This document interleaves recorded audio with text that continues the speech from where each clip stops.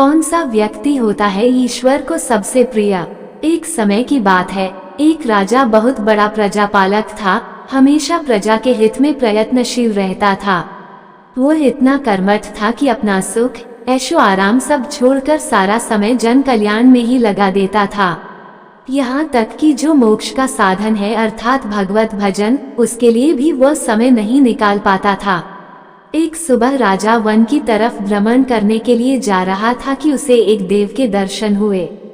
राजा ने देव को प्रणाम करते हुए उनका अभिनंदन किया और देव के हाथों में एक लंबी चौड़ी पुस्तक देखकर उनसे पूछा, महाराज, आपके हाथ में यह क्या है? देव बोले, राजन, यह हमारा बही खाता है जिसमें सभी भजन करने वालों के नाम हैं।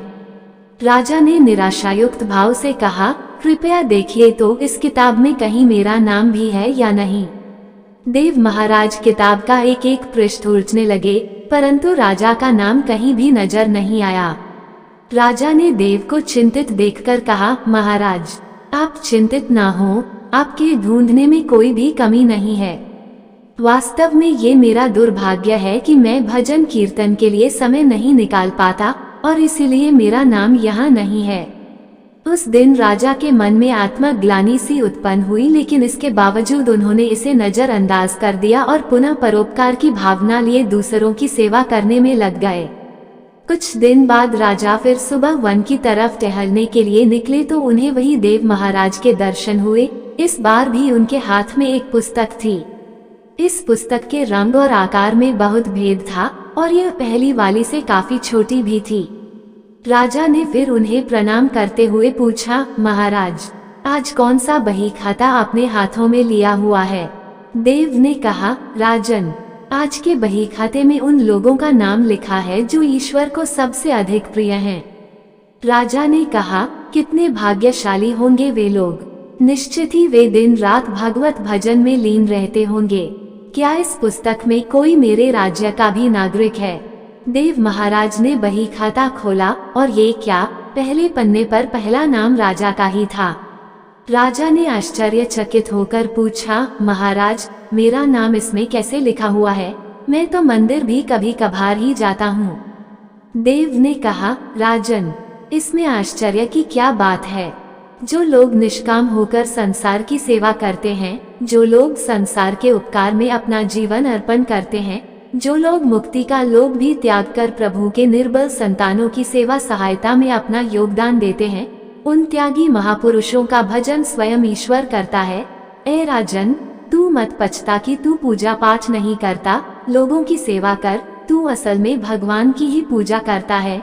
परोपकार और निस्वार्थ लोक सेवा किसी भी उपासना से बढ़कर है। देव ने वेदों का उदाहरण देते हुए कहा, कुर्वन्नेवे कर्माणि जिजीविषेच्छ समाह निवान्त्वापनान्यतो अस्ति व कर्म लिप्यते नरे।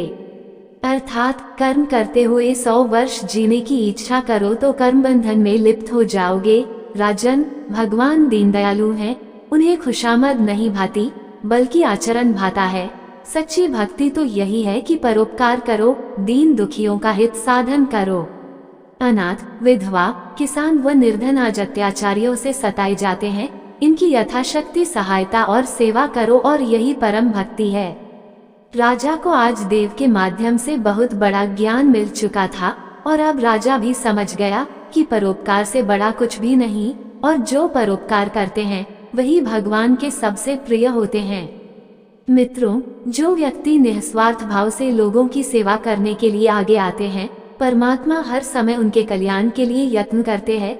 हमारे पूर्वजों ने कहा भी है, परोपकाराय पुण्याय भवति, अर्थात दूसरों के लिए जीना, दूसरों की सेवा को ही पूजा समझकर कर्म करना, परोपकार के लिए अपने जीवन को सार्थक बनाना ही सबसे बड़ा पुण्य है।